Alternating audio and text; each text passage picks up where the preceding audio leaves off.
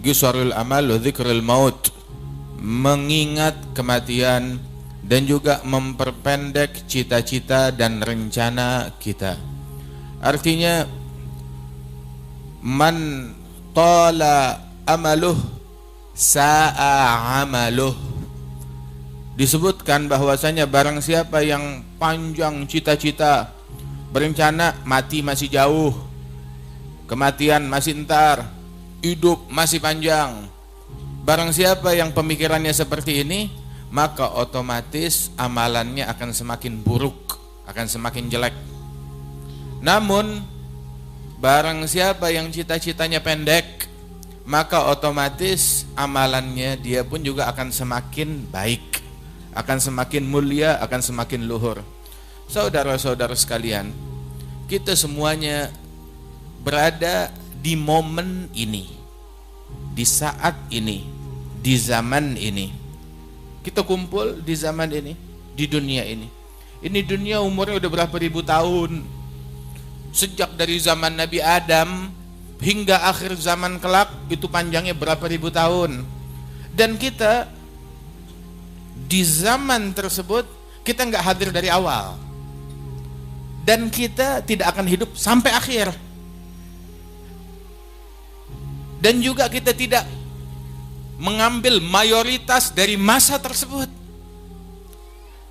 Kita ada di sebuah masa. Sebelum momen ini kita nggak ada, kita belum lahir ke alam dunia. Dan setelah momen ini kita akan kembali menuju ketiadaan, akan mati, akan hilang. Terus apa yang bikin kita belagu? Apa yang bikin kita sombong? Apa yang membuat kita seperti difirmankan oleh Allah Ta'ala, ya ayyuhal insan ma gharraka birabbikal karim. Wahai insan, apa yang menipumu dari Tuhanmu yang maha dermawan, yang maha mulia, jalla jalaluhu wa ta'ala ta'zamatuh? Apa yang menipu kita? Harta yang kita punya, tahta yang kita diiming-imingkan terhadapnya. Apa? Kepuasan nafsu. Apa yang diiming-imingkan? Apa yang menipu kita dari Allah Subhanahu wa ta'ala hingga kita melupakan janji kesetiaan kita kepada Allah Ta'ala, pengabdian kita kepada Allah, kita tukar dengan pengabdian kepada selain Allah, kepada nafsu kita, kepada hawa kita, kepada tahta kita, kepada dunia kita, waliyadzubillah min dzalik. Dan kita nggak tahu finish kita kapan. Berapa banyak orang yang hadir di sini dengar ucapan macam begini, dia pikir masih panjang, ntar ketemu lagi beb minggu depan, nggak taunya besok dia meninggal dunia. Bukan satu, bukan dua, banyak yang kayak begini. Makanya Imam Al-Haddad bilang al-bidar qabla al-fawati innama anta urdatul afati badir al-fawta qabla an taqta anka duna ma tabtaghi hutuful mamati. Buruan, segera sebelum luput. Sebab kita adalah target, kita adalah sasaran. Tahu orang tuh main anak panah, ada sasaran kan? Nah, kita sasaran. Sasaran dari apa? Sasaran dari kematian. Itu anak panah, busur kematian tuh selalu membidik kita. Dan kita nggak tahu kapan dia lepas. Udah siap dibidik. Kita dibidik oleh busur kematian tersebut. Kita sasarannya. Dan selama kita hidup di dunia ini afat, darul fana, darul ghurur, wazur, ma takhda illa kullu abdin maghrur, man la basirah lah wala ma'uh nur, law kan yubsir la'atabar biman sar, biman ghada liturbi wal magabir, minal asaghir wa minal akabir, wal hashir wal ba'th ba'da al maut lil mahashir, fariqun fil jannah wa fariqun fin nar. Imam Al-Haddad bilang, ini dunia tempat tinggal yang fana, sebentar habis. Yang panjang umurnya begitu, tetap bakalan mati juga. Yang hidup 100 tahun ya tetap bakalan mati. Yang hidup 1000 tahun tetap bakalan mati. Walaupun kamu diberikan umur seperti umurnya Nabi Nuh, tetap bakalan mati. Sayyidina Musa ketika beliau berpikir bahwasanya beliau dalam misi dari Allah Subhanahu wa taala, tiba ajalnya dia, datang malaikat maut menyerupai manusia. Langsung datang kepada Nabi Musa, nggak pakai ngomong macam-macam, dia bilang, "Ya Musa, saya malaikat maut diutus untuk mencabut nyawa kamu." Nabi Musa sebagai nabi, dibilang begitu sebagian dalam Sahih Bukhari, marah, digampar itu malaikat maut. Ada fi Sahih Bukhari. Maksudnya tugas saya belum selesai. Ini menurut dia datang, nggak ada berita, nggak ada kabar, mau cabut nyawa, ditempeleng, digampar, sampai disebut matanya itu keluar, lepas. Ketika digampar oleh Nabi Musa, sebab dia dalam wujud manusia. Kemudian kembali kepada Allah Ta'ala, "Ya Rabb, Engkau mengutus aku kepada hamba yang benci sama kematian." Ini saya sampai digampar. Maka Allah Ta'ala bilang, samperin lagi Nabi Musa, kali ini kamu minta izin sama dia, bawa tuh kambing atau banteng, hampiri kepada Nabi Musa dan bilang kepada dia, ya kalau engkau mau, ya usapkan telapak tanganmu di tubuh kambing atau banteng ini, setiap selembar bulu yang tersentuh oleh tanganmu aku tambahkan umur 1 tahun. Terus Nabi Musa bertanya, ya terus setelah 1 tahun, oke, saya lalui, dapat 1000 lembar, dapat 2000 lembar. Summa madza? Setelah itu apa? Summal maut.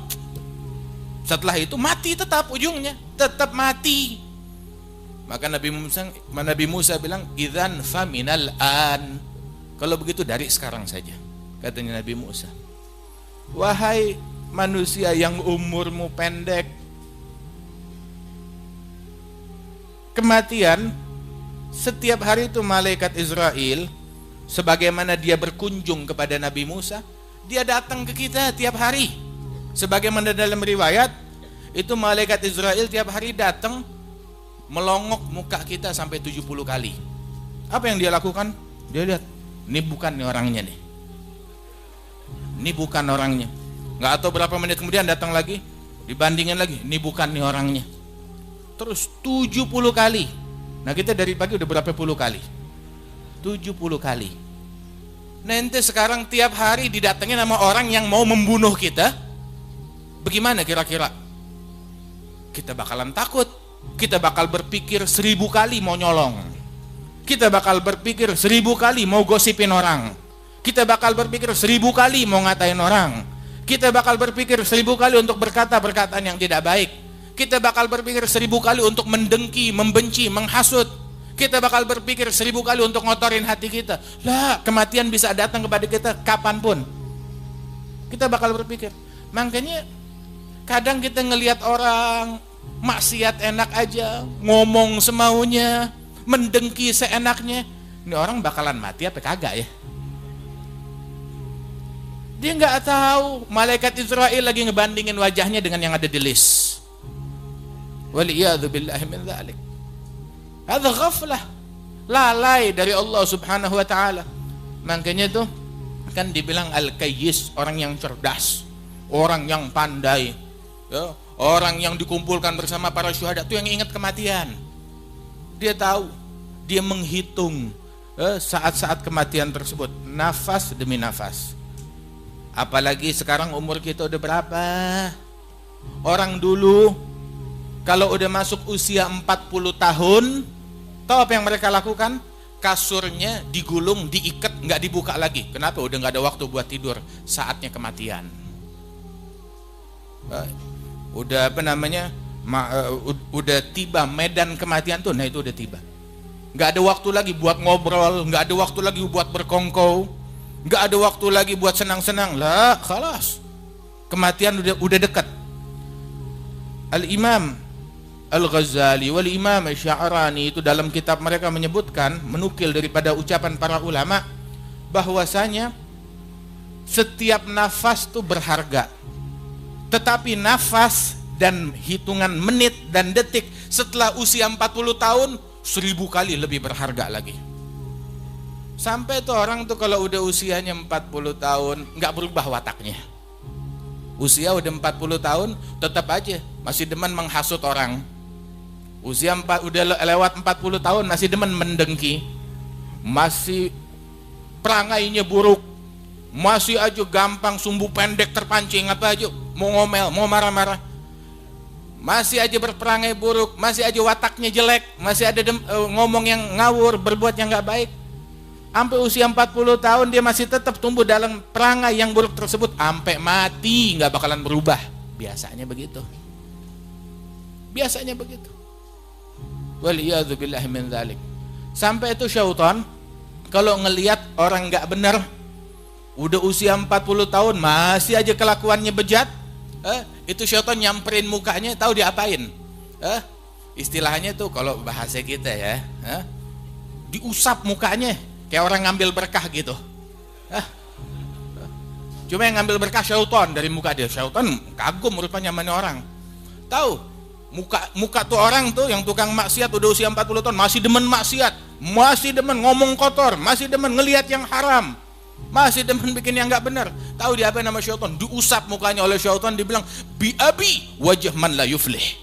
Saya sumpah demi bapak saya, kata syaitan. Bapaknya syaitan siapa? Iblis. Sumpah ini wajah orang yang sial. Dia sumpah tuh syaitan wajah orang yang sial. Waliyadzubillahi min dzalik.